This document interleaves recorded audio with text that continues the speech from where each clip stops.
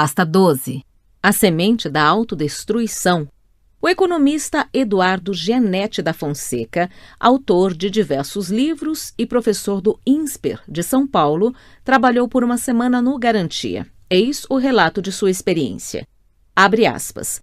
Em 1994, fui convidado por Cláudio Haddad para dar uma palestra no Garantia. Eu tinha acabado de lançar o livro Vícios Privados, Benefícios Públicos e de voltar de uma temporada de 7 anos em Cambridge, na Inglaterra. Dias depois da palestra, o Cláudio me convidou para um almoço no banco. Quando cheguei lá, estavam na sala também o Jorge Paulo Lemann e o Afonso Celso Pastore. E logo, eles fizeram um convite para que eu fosse trabalhar no banco como economista.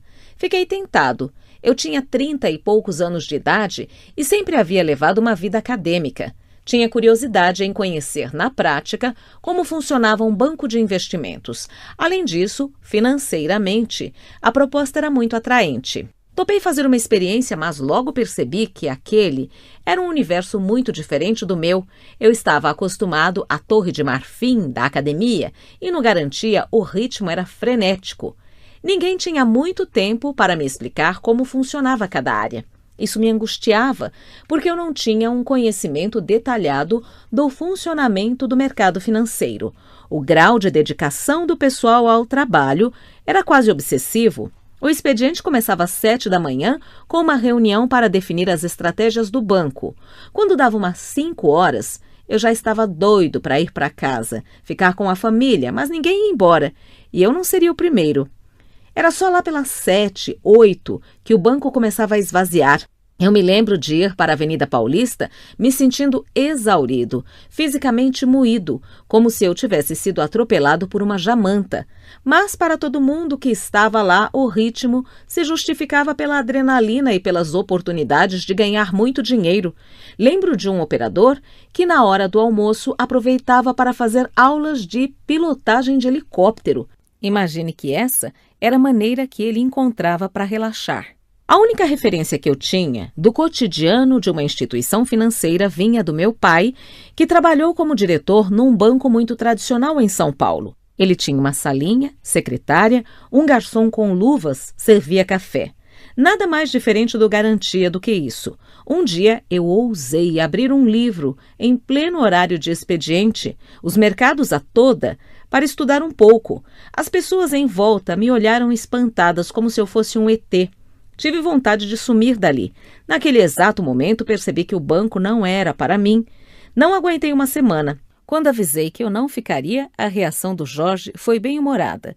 Achei que você ia dar um verniz de cultura para essa turma, ele disse. O grupo reunido em torno de Jorge Paulo Lemann é provavelmente o mais importante da história empresarial brasileira na segunda metade do século XX, mas, definitivamente, aquela vida não era para mim. Fecha aspas. Se tivesse se adaptado ao ambiente do Garantia, Gianetti poderia ter ganhado uma grana preta. O banco vivia uma sequência de anos com um ótimo desempenho, mas 1994 foi excepcional, o melhor de sua história. Todos os grandes negócios passavam pelo Garantia. O banco era a principal escolha de investidores estrangeiros que desejavam colocar seu dinheiro no Brasil, em parte graças ao trabalho de formiguinha que o sócio Fred Packard fez durante anos, abrindo portas no exterior. Sua corretora era a mais poderosa do país, responsável por 7% de toda a movimentação da Bovespa naquele ano, isso sem levar em conta o que o grupo movimentou por meio de corretoras de terceiros. O lucro líquido alcançou quase US$1 bilhão e 90% desse volume foi distribuído entre os 322 funcionários. Como prega a meritocracia de Jorge Paulo Lemann, uns ganharam mais que outros. Nenhum foi tão feliz quanto o carioca Eric Heim, um brilhante operador com menos de 30 anos. Segundo a imprensa da época e ex-funcionários do Garantia ouvidos durante a apuração deste livro, a bolada do jovem foi de US$20 milhões. Se o valor é uma fortuna nos dias de hoje, imagine há quase 2 décadas. A turma do Garantia se considerava invencível e a concorrência se roía de inveja. Nada como um retumbante sucesso. para esconder o fracasso iminente. Para quem observava o Garantia de fora, o banco parecia uma máquina imbatível. Um olhar mais atento, porém, revelaria aqui e ali sinais de que a formidável engrenagem criada por Jorge Paulo Lemann, Marcel Telles e Beto Sicupira dava sinais de desgaste. A frugalidade e a simplicidade, valores centrais da cultura do trio, estavam ameaçadas. Com todo aquele dinheiro engordando os bolsos dos sócios, o espírito quase franciscano que antes tomava conta da instituição escoou pelo ralo. Os operadores agora tinham aulas de pilotagem de helicóptero para aprender a guiar seus próprios brinquedinhos. Casas nababescas eram compradas nas praias mais exclusivas do litoral do Rio de Janeiro e de São Paulo. Carros de luxo importados começaram a preencher as vagas do estacionamento do banco. O que havia de errado em aproveitar um pouco todo aquele dinheiro? Afinal, não era para ficar rico, que todo mundo ali dava um duro danado? Nada mais justo que desfrutar um pouco das coisas boas da vida depois de tanto trabalho árduo. Era o que pensavam vários dos novos milionários do Garantia. O raciocínio, aparentemente lógico, escondia uma armadilha. Marcel Telles havia alertado o pessoal para esse risco em uma carta enviada a todos os comissionados do banco no dia 19 de agosto de 1988. Este é o trecho em que Telles toca no problema. Abre aspas. Tudo bem que as pessoas comprem carros novos, comprem seu apartamento ou aluguem casa fora, mas dentro do trabalho, nossos cérebros pertencem à firma e todo o nosso tempo e esforço devem ser dedicados a ela.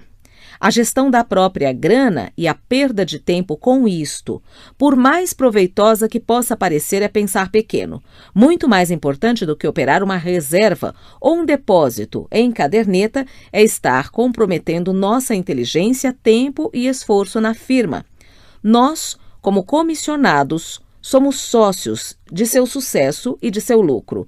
Até hoje, todos que abaixaram a cabeça e meteram bronca só pensando na firma foram extraordinariamente recompensados ao longo do tempo. Fecha aspas. Rio de Janeiro, 19 de agosto de 1988. De MHT para comissionados. No primeiro semestre, ventilei para vocês minhas preocupações sobre fases muito boas e a atitude complacente que podem gerar nos beneficiários.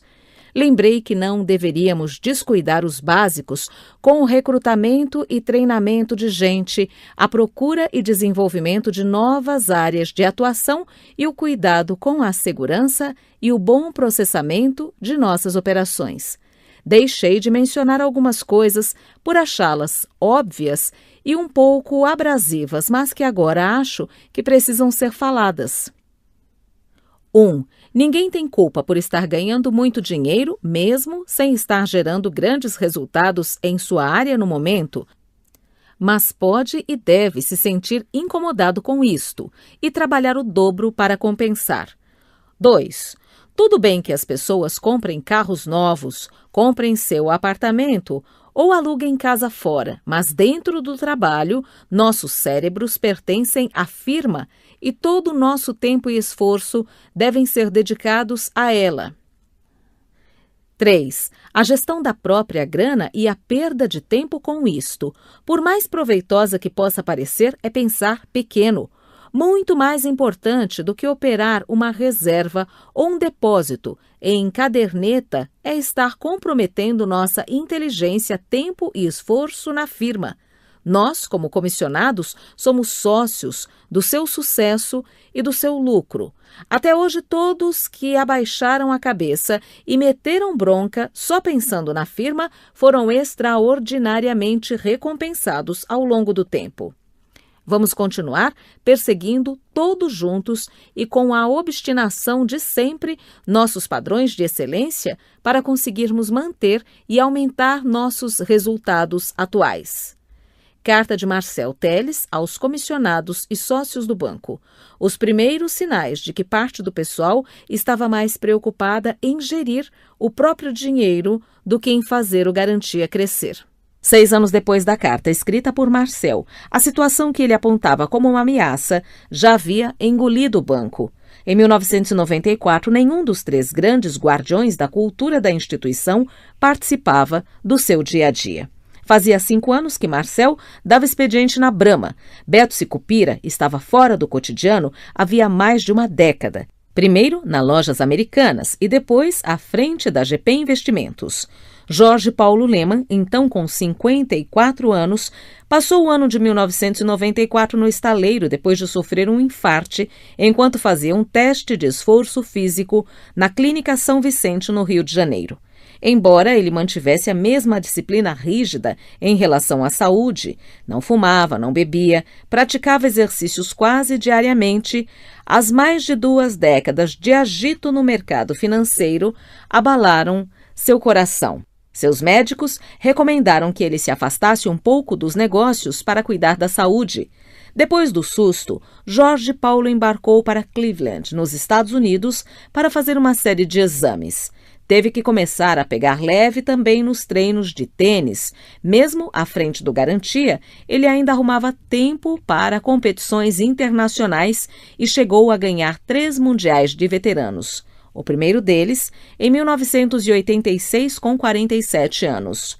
O banqueiro ficou física e espiritualmente abalado com a doença. Recolheu-se e, durante cerca de 12 meses, quase nunca apareceu na firma. Com Jorge Paulo ausente, o velho princípio de nunca deixar o pessoal com muito dinheiro na mão foi simplesmente esquecido. Nas raras ocasiões em que falou sobre o assunto, Jorge Paulo afirmou que jamais teria distribuído todo aquele lucro de uma só vez entre os sócios e comissionados. Da mesma forma que no passado havia usado o caixa do banco para comprar Lojas Americanas e a Brahma, ele teria procurado outra oportunidade para investir o dinheiro ganho pela instituição. O trio de empresários continuava pensando em negócios de longo prazo, mas muitos de seus sócios no banco já não acreditavam tanto nessa filosofia. Abre aspas, o dinheiro começou a ir para o bolso. O sonho de construir deixou de existir. O Papa estava afastado por doença e os bispos radicais estavam longe. Fecha aspas, resumiu Marcel certa vez. Até mesmo alguns dos sócios da nova geração do banco, como Marcelo Barbará, hoje reconhecem que o dinheiro farto teve um efeito colateral. Abre aspas. Eu fui o último a comprar um carro importado. Tinha uma Paraty vinho sem ar-condicionado e todo mundo me sacaneava. Aí entrou aquele dinheiro todo e no mesmo dia eu comprei um Volvo e um Audi. Depois comprei a cobertura em que eu moro até hoje. Foi uma geração de riqueza extraordinária, mas eu acho que o acúmulo de recursos na mão das pessoas atrapalhou o banco, tirou o foco da companhia. Fecha aspas. A semente da autodestruição estava plantada. Em 1993, um ano antes do lucro recorde do banco, o economista Cláudio Haddad foi escolhido por Jorge Paulo Lemann, Marcel Telles e Beto Sicupira como superintendente do Garantia. Em tese, abaixo do trio, era ele quem dava as cartas na instituição. Àquela altura, Haddad acumulava 15 anos como funcionário do banco, primeiro como economista-chefe, depois como sócio responsável pela área de Corporate Finance e, finalmente, como principal executivo. De 1980 a 1982, Haddad se afastou temporariamente do Garantia para ocupar o posto de primeiro diretor de dívida pública do Banco Central. Um dos talentos de Haddad era contratar outros economistas de primeira linha, como André Lara Rezende. Filho do escritor mineiro Otto Lara Rezende, André é formado pela PUC do Rio de Janeiro e tem o título de PhD em Economia pelo Massachusetts Institute of Technology, o MIT. Trabalhou no Garantia de 1980 a 1988 e, assim como Haddad, teve um hiato no banco quando se dedicou à atuação no governo. Ele foi um dos criadores do Plano Cruzado em 1986 e, na década seguinte, faria parte da equipe que criou o Plano Real. Durante sua passagem pelo Garantia, André recrutou um jovem economista que mostrava tremendo potencial, Armínio Fraga. Doutor pela Universidade de Princeton, Fraga ficou no banco por pouco mais de 3 anos. Abre aspas, um aspecto que me chamava a atenção é que os 3, Jorge Paulo, Marcel e Beto faziam tudo de um jeito muito simples. Fecha aspas, diz ele, que ocupou a presidência do Banco Central do Brasil de 1999 a 2002. Abre aspas, no mercado financeiro brasileiro, não há dúvida de que a cultura vencedora foi essa que eles criaram. Fecha aspas. No campo da teoria econômica não havia rivais à altura do Dream Team do Garantia. Jorge Paulo Lema valorizava o refinamento e a consistência teórica que Haddad e os outros economistas estrelados traziam a um banco antes povoado por PSDs.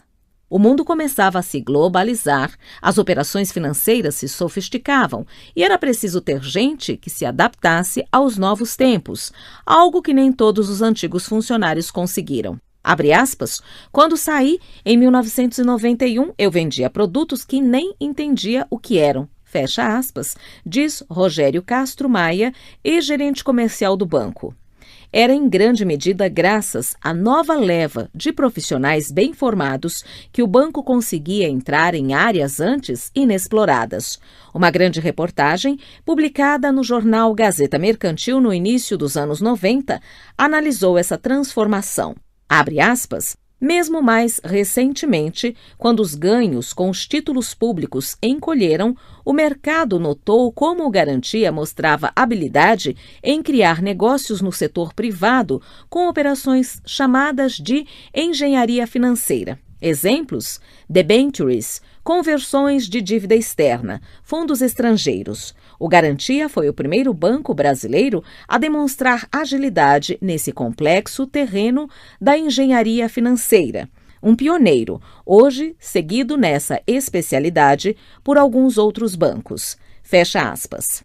Embora Cláudio Haddad parecesse ser o nome certo para liderar a tropa nesse mundo novo que se apresentava, sua escolha como superintendente não se deu sem que antes houvesse uma inflamada disputa pelo poder. O principal rival do economista na briga pelo cargo era o paulista Antônio Freitas Vale, conhecido como Tom, também ele um veterano no Garantia. Aos 19 anos, enquanto cursava a faculdade de Direito, Vale conseguiu um emprego no Banco Mercantil de São Paulo por indicação de seu pai, amigo de Gastão Eduardo de Bueno Vidigal, dono da instituição.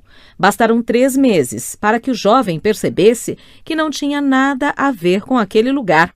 Como a imensa maioria das empresas e dos bancos brasileiros da época, o mercantil mantinha uma hierarquia rígida e as promoções eram oferecidas normalmente a quem tinha mais tempo de casa.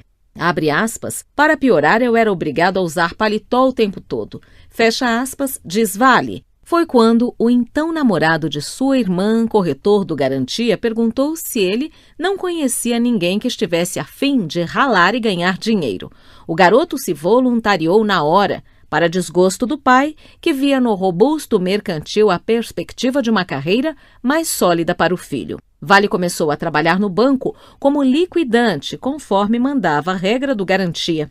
Oficialmente, seu local de trabalho era no pequeno escritório da Rua São Bento, no centro de São Paulo, mas, na prática, o jovem passava quase o dia todo fora dali. Abre aspas, eu era o único liquidante de carro, rodava a cidade dirigindo o Fusca do banco e fazia todo tipo de serviço que me mandavam, até comprar papel higiênico no Carrefour, fecha aspas, lembra ele.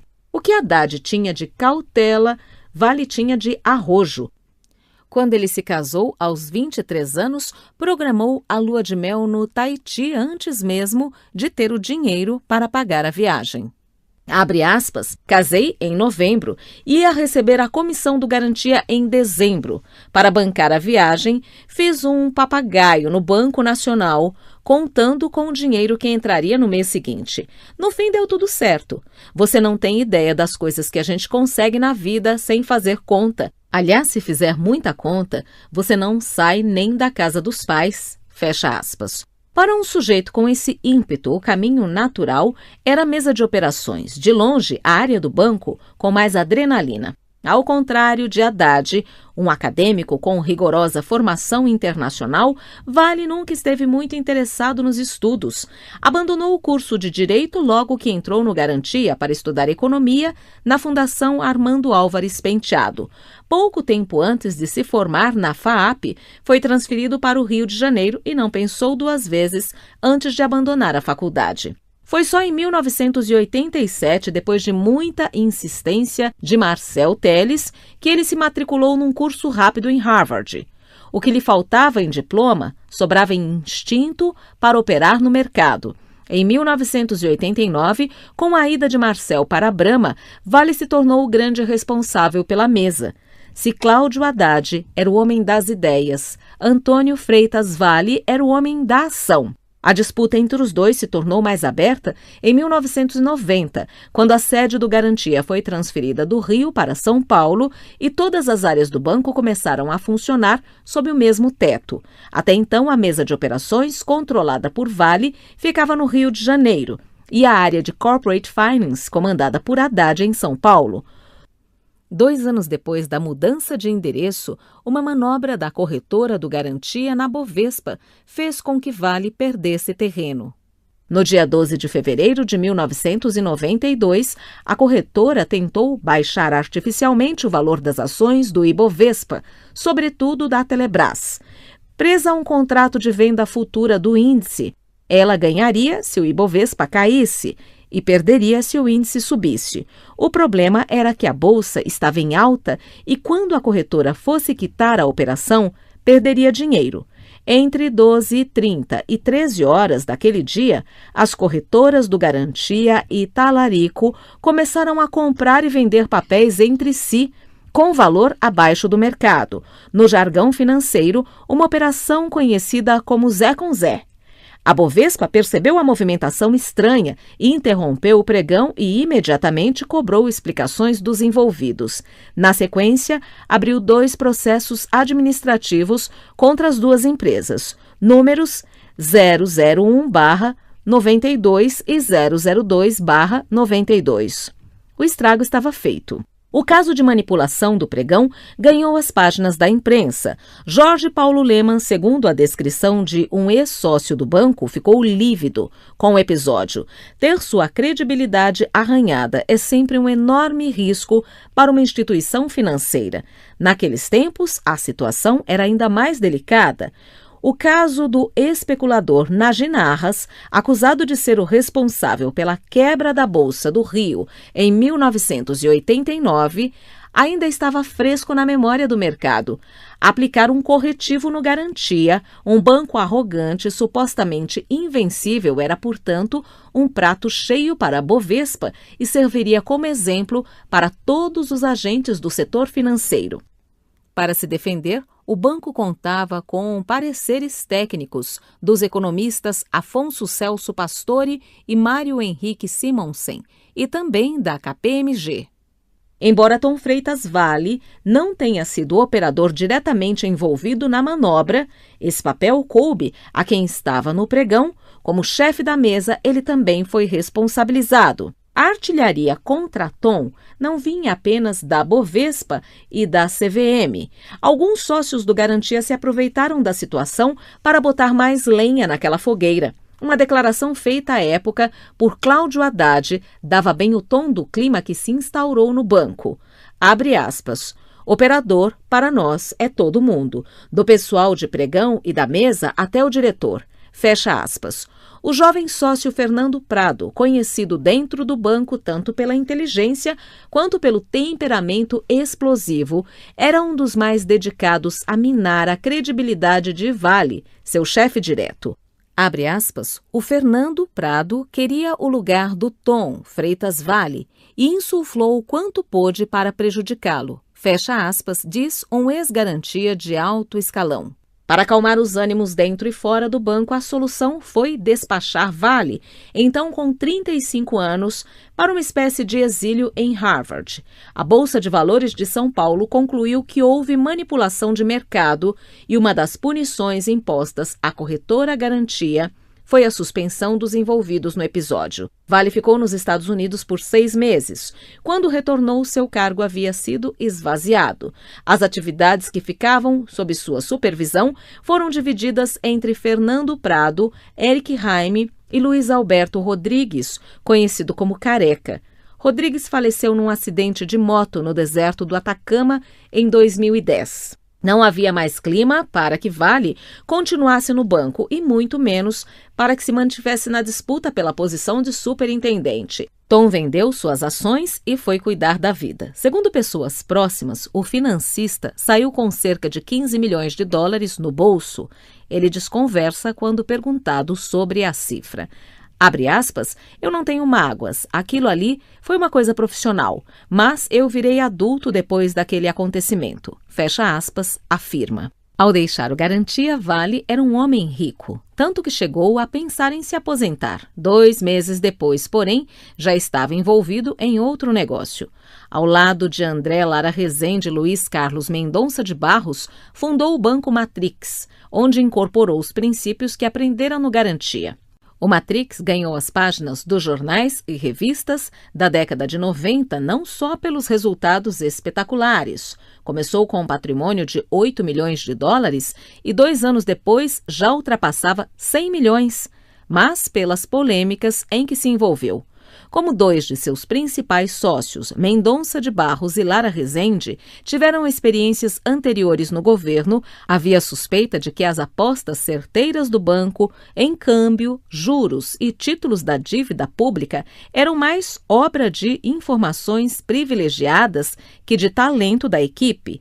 Nada nesse sentido jamais foi provado, e mesmo depois da saída de Mendonça de Barros em 1995 e de Lara Rezende em 1997, o Matrix continuou uma máquina de fazer dinheiro. Em 1999, Tom Freitas Vale novamente se encontraria no epicentro de uma investigação. Naquele ano, o então deputado petista Aloísio Mercadante encabeçou uma CPI para investigar uma série de bancos brasileiros que teriam sido beneficiados por informações privilegiadas na maxi-desvalorização do real. Entre eles, o Matrix. Abre aspas, todo dia tinha gente do Banco Central em cima. A fiscalização era diária. Foi um desgaste enorme, fecha aspas, diz Vale.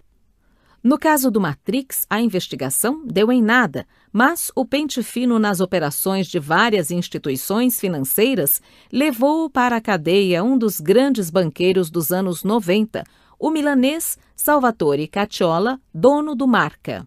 Seu banco teve um rombo gigantesco depois da desvalorização do real no início de 1999. Para tapar o buraco, Cacciola recorreu ao Banco Central, que lhe vendeu dólares a valores abaixo do mercado, uma ajuda que custou aos cofres públicos 1,5 bilhão de reais. Na CPI, foi lama para todo lado. Sobrou para vários diretores do Banco Central, inclusive Francisco Lopes, presidente do órgão. Inicialmente condenado a 13 anos de prisão por peculato e gestão fraudulenta, Cacciola passou vários anos foragido na Itália, até que foi preso no Brasil em 2008. Ficou 4 anos encarcerado na penitenciária Pedrolino Verlin de Oliveira, mais conhecida como Bangu 8, e em 2011 ganhou liberdade condicional. Com o desgaste na CPI, as sucessivas crises financeiras internacionais e o acirramento da concorrência de bancos de investimento estrangeiros no Brasil, Vale decidiu encerrar a carreira de banqueiro em 2001. Durante os 8 anos em que o banco operou, ele ganhou muito dinheiro. Segundo pessoas próximas, sua fortuna pessoal em 2012 girava em torno de 500 milhões de dólares. Abre aspas, dos sócios do Garantia que deixaram o banco, Tom foi quem se deu melhor. Fecha aspas, diz um de seus antigos colegas na instituição. Hoje ele se dedica a administrar um fundo de investimentos composto em boa medida pelo seu próprio patrimônio. Até meados dos anos 90, o Banco Garantia foi o exemplo mais bem acabado de um banco de investimentos brasileiro. Ele tinha os melhores economistas, os melhores operadores, os melhores executivos. Seus resultados eram sempre formidáveis, muito acima da média do mercado. Sua influência podia ser percebida não apenas no Brasil, como no exterior. Seu prestígio era tamanho que em 1994 o banco trouxe para o país a ex-primeira-ministra britânica Margaret Thatcher para um encontro com empresários locais. Uma reportagem do jornal Folha de São Paulo da época descreve o banco desta forma. Abre aspas, veloz nas decisões, impiedoso com os adversários, joga para matar, um verdadeiro serial killer, fecha aspas. Não se faz muitos amigos quando se é um serial killer, mas isso nunca incomodou os sócios do Garantia. A maior preocupação dos novos milionários forjados no banco era ficar ainda mais milionários.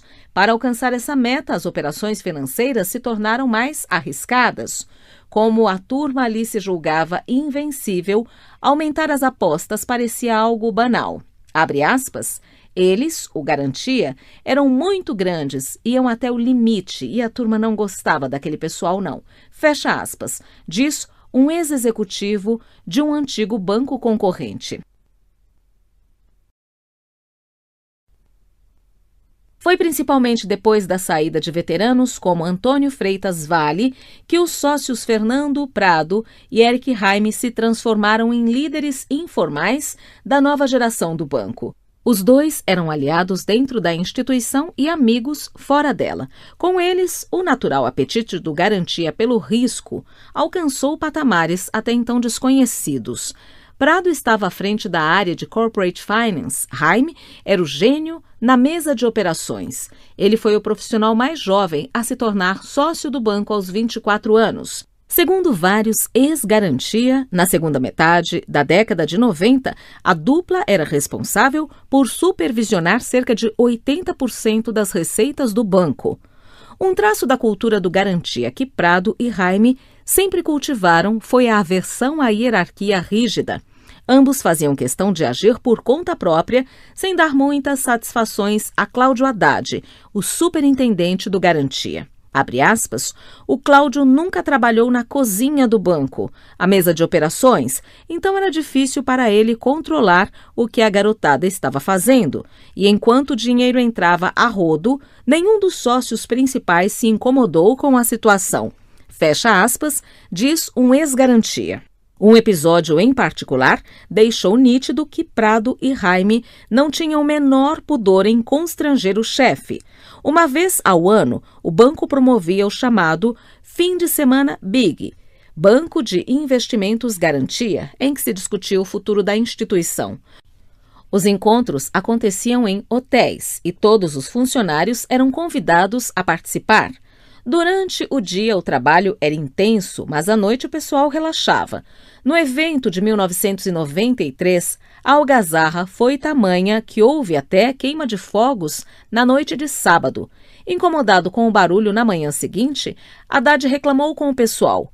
A queixa serviu apenas como combustível para alimentar a bagunça no futuro. No encontro do ano seguinte, realizado no Hotel Vila Roça, em São Roque, no interior paulista, não apenas houve uma reedição da queima de fogos, como o foguetório se deu embaixo da janela do quarto em que Haddad dormia. Abre aspas, era um constrangimento, porque afinal o Cláudio era o principal executivo do banco, mas ficava tudo por isso mesmo. O Jorge Lehmann via e não falava nada, fecha aspas, diz um ex-funcionário da instituição. A tradição de atrapalhar o sono de Haddad acabou depois do Fim de Semana Big de 1996, quando a queima de fogos foi de tal magnitude que contou até com o acompanhamento do Corpo de Bombeiros local.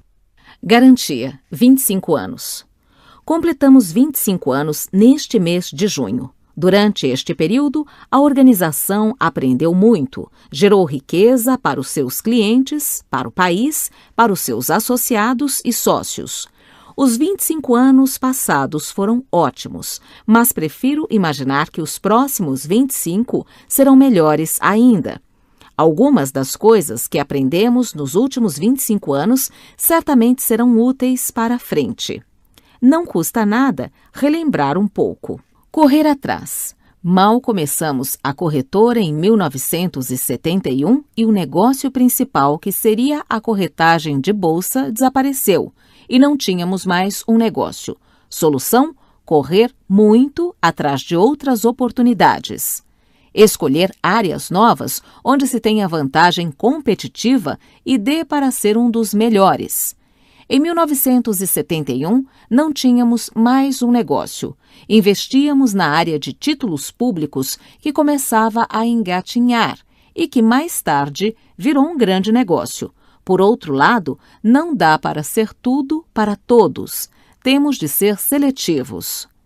Uma sociedade na qual todos remam na mesma direção.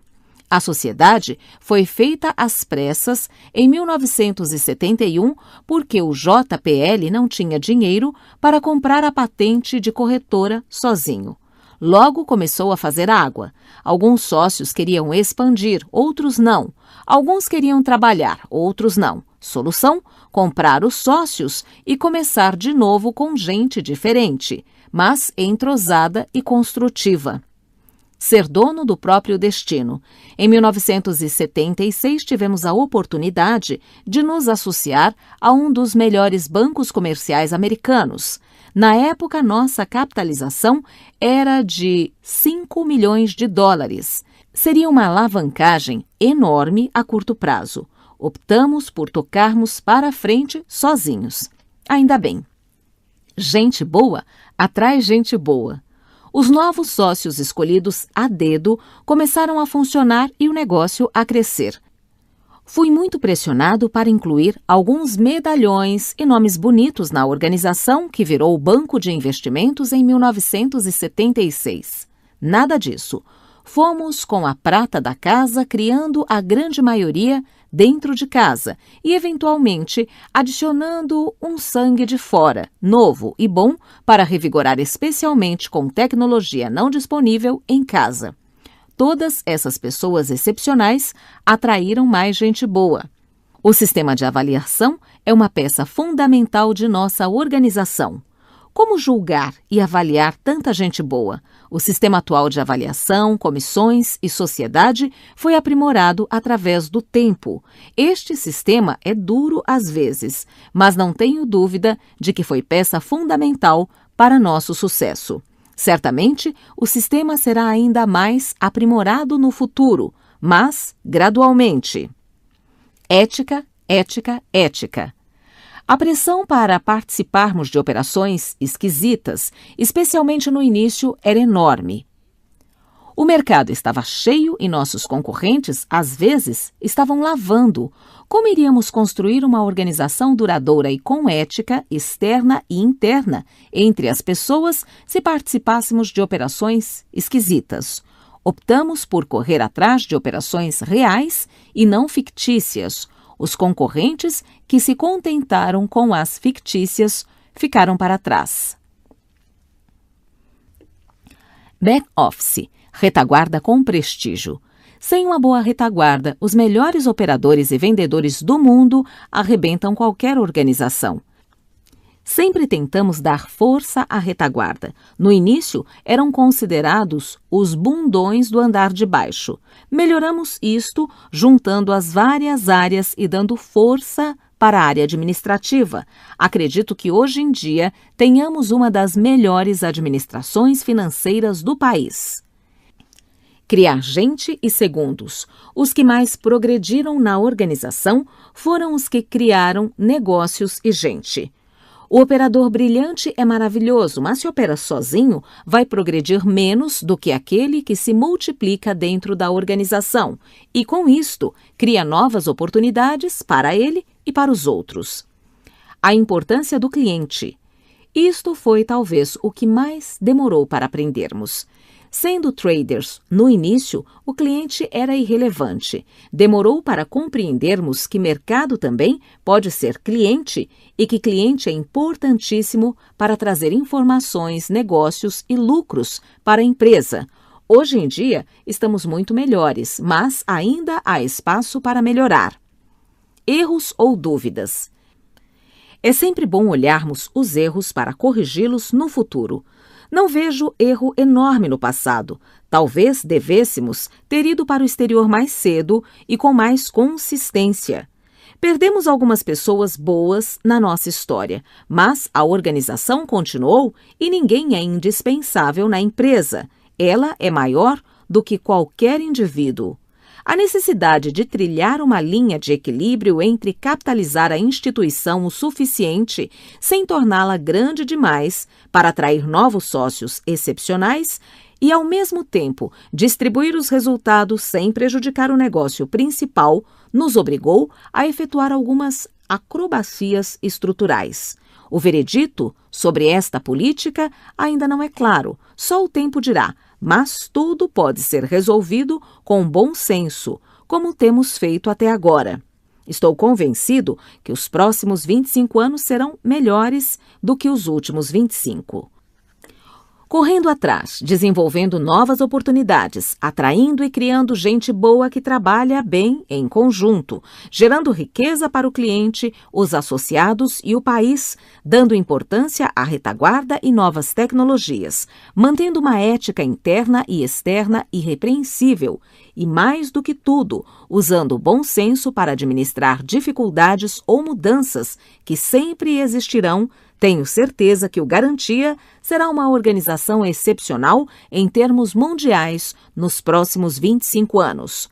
Jorge Paulo Lemann. Nenhuma companhia acaba da noite para o dia, e com o Garantia não foi diferente. Foram necessários anos de desgaste dos princípios e de sua cultura para que a instituição finalmente se demonstrasse vulnerável. Esse momento chegou em 1997, quando uma crise inesperada atingiu a Ásia e o Garantia sentiu, da maneira mais dolorosa possível, os efeitos colaterais da globalização. Acostumado a vencer, vencer e vencer, o banco exagerou nas apostas e foi pego de surpresa com a virada do mercado. Controle de risco, precaução, pensamento de longo prazo, nada disso fazia parte do vocabulário da mesa de operações do banco naquele momento. Era como se a arrogância, o dinheiro farto e a certeza da invencibilidade tivessem desligado os sensores de perigo. Depois de acionado o gatilho da crise na Tailândia em julho daquele ano, a economia do Sudeste Asiático afundou rapidamente. O colosso criado por Jorge Paulo Lemann foi a reboque. Ao longo de muito tempo, o Garantia ganhou dinheiro com carteiras de C-Bonds, títulos da dívida externa brasileira financiadas a curto prazo, por meio de uma operação conhecida no setor financeiro como REPO, Repurchase Agreement. O mecanismo funcionava da seguinte maneira: o vendedor, no caso Garantia, oferecia aos donos dos títulos o direito de vendê-los no futuro por um valor pré-estabelecido. Como o valor futuro era ligeiramente inferior ao valor presente, a operação servia como uma espécie de seguro para o dono do papel.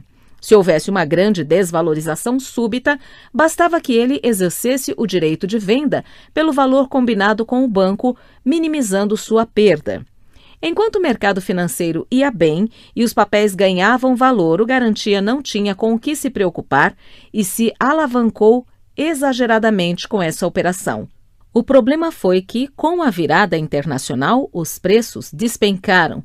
O banco teve então que pagar aos investidores a diferença entre o que estava combinado em contrato e o que o mercado de fato pagava por aqueles papéis. Quanto mais o Garantia vendia os C-Bonds para honrar os compromissos, mais o preço do papel caía. Essa espiral só acabou quando o banco zerou totalmente sua posição. O estrago estava feito. As perdas admitidas pela instituição em 1997 chegaram a 110 milhões de dólares. As estimativas do mercado eram de que o valor total alcançou algo em torno de 50 milhões de dólares. Para tapar parte do buraco e mostrar aos investidores que continuavam firmes, os sócios injetaram do próprio bolso 50 milhões de dólares na instituição. O caixa até podia ser refeito, mas a perda de credibilidade foi devastadora. Pela primeira vez, o Garantia deixava claro que, como qualquer outro agente financeiro, não era inabalável.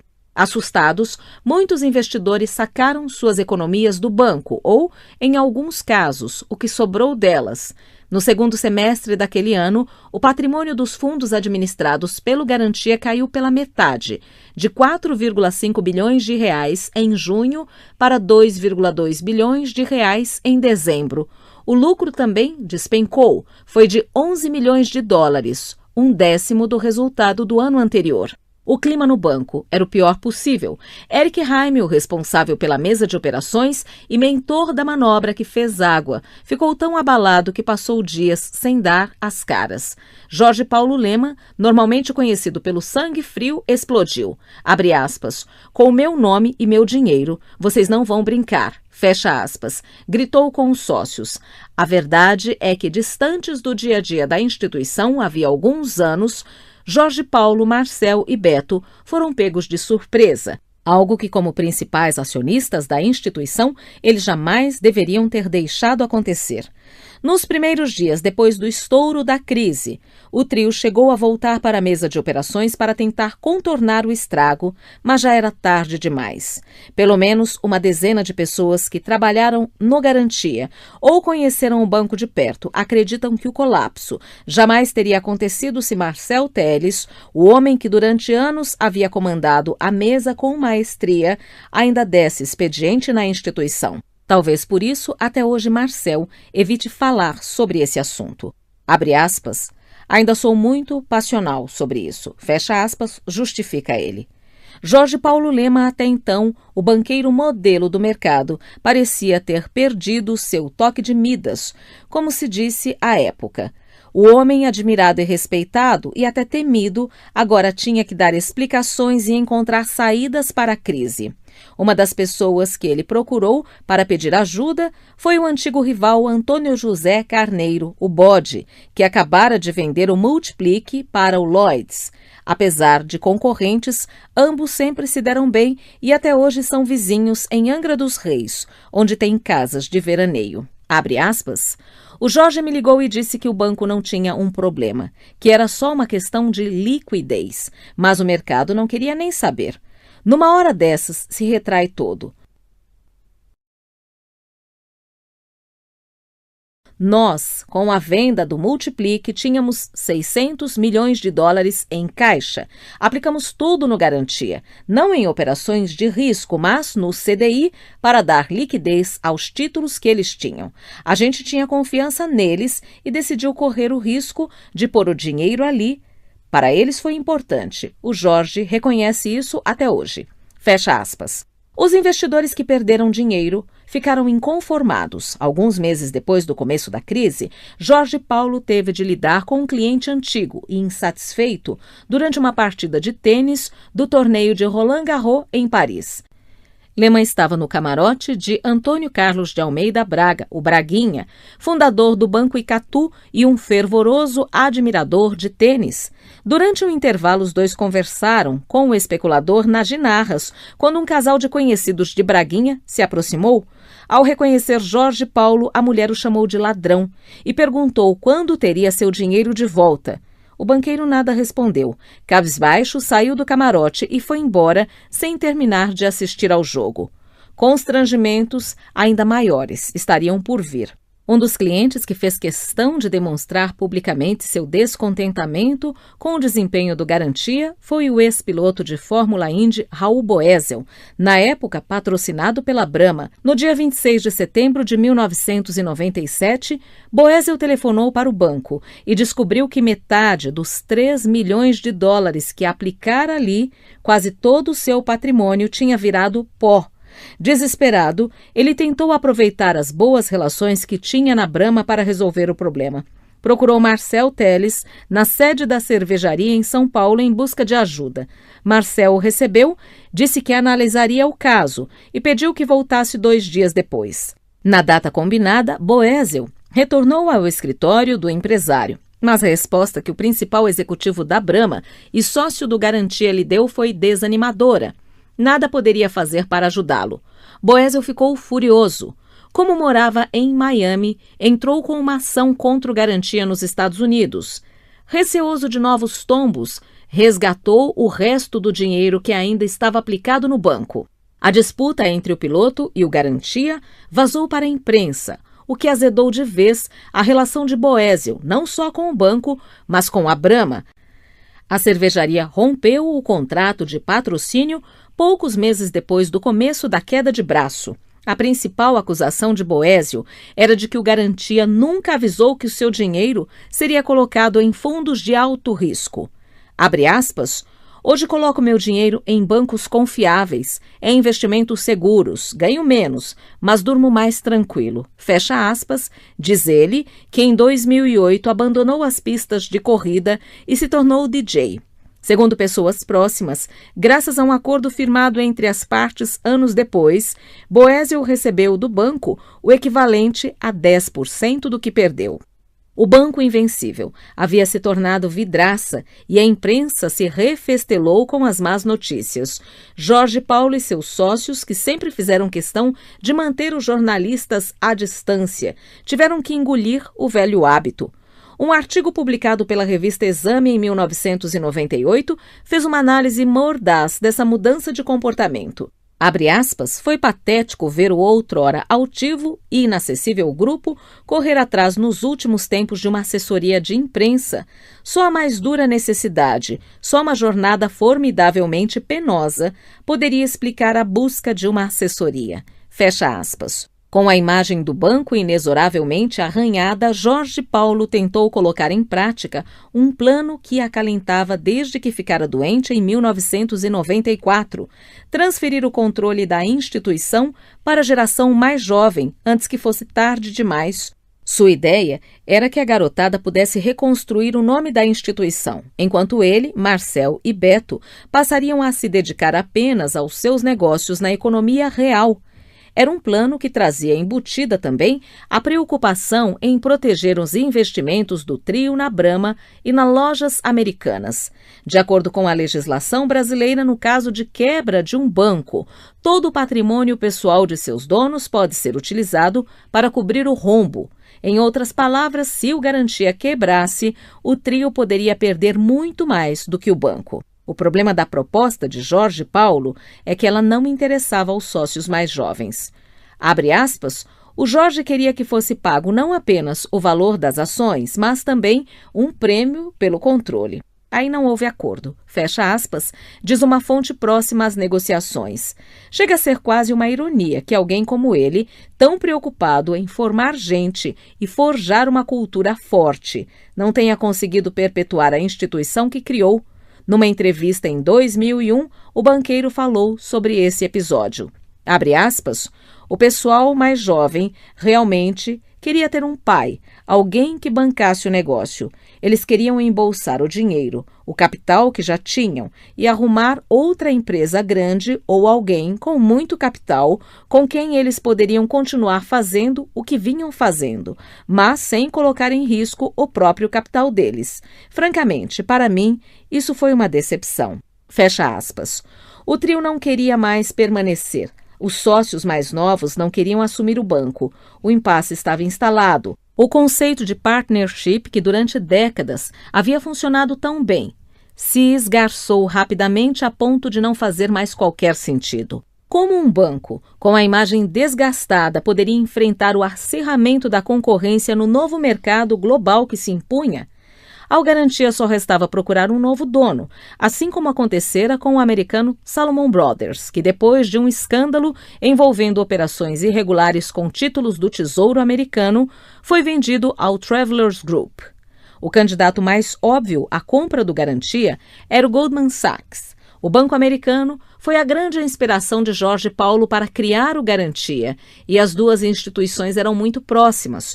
O ex-sócio do Garantia, Bruno Rocha, dono da administradora de recursos Dínamo, chegou a ter uma sala na sede do Banco Americano em Nova York durante 18 meses no início da década de 90, quando os dois bancos ensaiaram uma joint venture. Apesar das semelhanças de estilo e da proximidade das duas instituições, as negociações não prosperaram. Com a perspectiva de uma onda de privatizações no país, outros bancos estrangeiros, como o também americano Morgan Stanley, chegaram a analisar a compra, mas foi o suíço Credit Suisse First Boston que finalmente arrematou o Garantia, no dia 9 de junho de 1998, por 675 milhões de dólares. Jorge Paulo jamais se esqueceu dessa data. Abre aspas, foi muito triste. Aquilo era uma paixão. Foi construído com o maior carinho e foi suado para burro. Fecha aspas, disse ele anos depois. Pelo acordo, os sócios mais antigos, Jorge Paulo, Marcel, Beto e Cláudio Haddad, deixariam o banco imediatamente.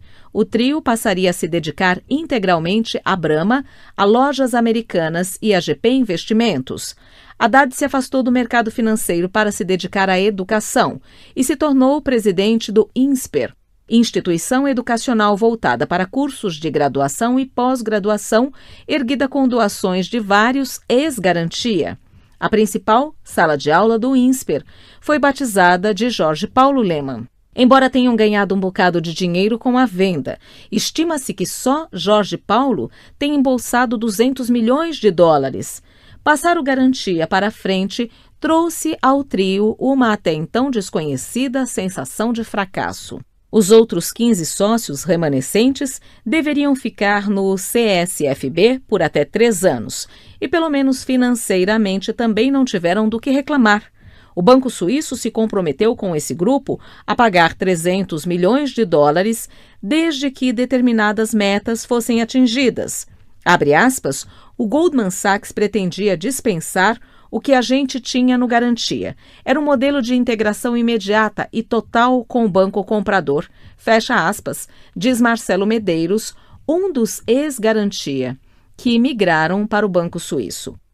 Abre aspas, mas o Credit Suisse percebeu que havia mais valor em manter o banco como era e nos deu total autonomia durante 3 anos, fecha aspas. As metas estabelecidas pelo Credit Suisse para os brasileiros foram alcançadas 1 ano antes do prazo. 4 dos beneficiados, Eric Heim, Fernando Prado, Luiz Alberto Rodrigues e José Ricardo de Paula, conhecido no mercado como Ricardinho, decidiram comemorar a conquista em grande estilo. Cada um deles se deu de presente uma Ferrari 360 Modena, brinquedinho vendido na época por $330 mil. Pouco tempo depois, já livres das amarras contratuais e com o bolso cheio, a maioria dos ex-Garantia deixou o Credit Suisse. Apenas 4 sócios decidiram permanecer por mais 2 anos. Marcelo Medeiros, Marcelo Barbará, Andrew Shores e Carlos Castanho. Ainda que quase 15 anos depois da aquisição não exista mais nenhum ex-sócio do Garantia no Credit Suisse, a operação brasileira do Banco Suíço ainda conta com profissionais que fizeram carreira na instituição criada por Jorge Paulo Lemann. Entre eles estão José Olímpio Pereira, um ex-comissionado do Garantia que hoje ocupa o posto de presidente do Credit Suisse, e Marcelo Caiati, ex-analista, atualmente responsável pelas áreas de renda fixa e variável do banco para a América Latina. Muitas das reportagens publicadas em jornais e revistas na ocasião da venda do Garantia concluíam que o fim do banco era o resultado da mudança pela qual o Brasil passava, de uma economia fechada para um mundo globalizado e mais competitivo, em que as operações locais não tinham fôlego para disputar espaço com gigantes mundiais. Uma nova era surgia e o banco de Jorge Paulo Lemann não conseguiu se adaptar a ela. Essa análise pode fazer sentido à primeira vista, mas ela apenas arranha a verdade. O Garantia não morreu por causa da globalização nem por conta do acirramento da concorrência. O Garantia desapareceu porque se deslumbrou com o próprio sucesso, porque seus principais sócios se afastaram do negócio e deixaram o barco correr solto, porque boa parte da nova geração estava mais interessada em engordar seu patrimônio pessoal do que em perpetuar a instituição. Vários pilares da cultura que fez do Garantia o maior banco de investimentos da época ruíram. Simplicidade, foco, dedicação total à firma, valorização da sociedade acima de qualquer coisa. Os princípios que nortearam o surgimento e o crescimento se esfacelaram com o passar dos anos. Quem matou o Garantia foi o próprio Garantia. Pouco depois do fim do Garantia, Jorge Paulo Lemann teve que lidar com outra situação dramática, dessa vez no campo pessoal. No dia 9 de março de 1999, no caminho de casa para o colégio, seus 3 filhos mais jovens, Mark, Lara e Kim, então com 7, 6 e 3 anos, sofreram uma tentativa de sequestro. No trajeto do Jardim Europa, onde moravam, até a escola graduada no Morumbi, um Tempra preto fechou o Passat prata blindado em que as crianças seguiam. 2 homens desceram do automóvel e gritaram para que o motorista das crianças, José Aureliano dos Santos, saísse do carro. Aureliano dos Santos desobedeceu e os bandidos começaram a atirar. Segundo jornais da época, foram disparados 15 tiros com balas de 49 milímetros. Acuado, o motorista tentou dar ré e então notou que o outro veículo o bloqueava atrás. Foram segundos de pânico. As crianças choravam no banco de trás do carro. Apesar da situação dramática, o motorista que havia feito um curso de direção defensiva conseguiu escapar. Os filhos de Jorge Paulo saíram ilesos, mas o motorista foi ferido por 2 balas que atravessaram o vidro do carro. Ao saber do acontecido, Jorge Paulo, apesar de preocupado, manteve a calma. Depois de se certificar de que os filhos estavam bem, foi com o motorista até o 15º Distrito Policial de São Paulo. Em seguida, as crianças foram para a escola e ele para o trabalho. A despeito do drama familiar, manteve sua agenda do dia praticamente inalterada. Abre aspas, eu tinha uma reunião marcada com ele e quando cheguei, a secretária disse que o Jorge Paulo atrasaria um pouco. Fecha aspas. Lembra o executivo Luiz Kaufmann, que à época acertava seu ingresso na GP Investimentos. Abre aspas, ele chegou 1 hora depois e conduziu a reunião normalmente, sem comentar nada do que havia acontecido. Fecha aspas. Apesar da aparente frieza, Jorge Paulo temia pelo futuro da família. No dia seguinte, a tentativa de sequestro tomou um avião com a esposa e as 3 crianças rumo aos Estados Unidos. Desde então, eles nunca mais fixaram residência no Brasil. Os 3 filhos mais velhos de Lema, de seu primeiro casamento, ficaram no país. Ana Vitória e Paulo moram no Rio de Janeiro. Jorge Felipe em São Paulo. Embora Jorge Paulo e Suzana mantenham até hoje a Casa de São Paulo, sua residência oficial fica em Rapperswil-Jona, nos arredores de Zurique, na Suíça. Lá, levam uma vida mais simples, para os padrões de um bilionário, claro, e sem tanta preocupação com segurança. Abre aspas, os filhos dele vão à escola de bicicleta. Quando Jorge Paulo precisa ir a Zurique, pega um trem. Fecha aspas, conta o ex-presidente Fernando Henrique Cardoso.